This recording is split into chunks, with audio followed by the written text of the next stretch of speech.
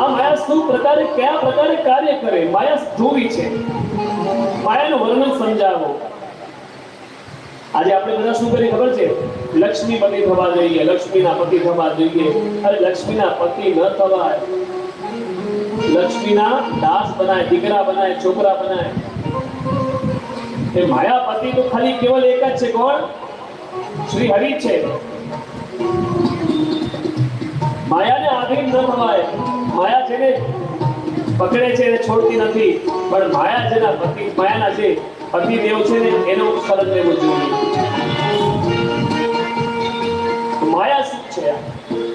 માયા તમને મને ભરમાવે છે. આ જો આ માયા જ છે, એટલે માયા તમને મને છે ને ભટવાડીમાં જલારામ મંદિરમાં લઈ આવી. આ માયા, આ દેવી માયા. અરે માયા કેવું કામ કરે છે? માયા જો રમેશભાઈના મનમાં 2, 4, 5 વર્ષ પહેલાની વાત, કેટલા વર્ષોથી એમના મનમાં કે દેવી ભાગવત કથા કરવી છે, દેવી ભગવત કથા કરાવી છે, સાંભળવી છે.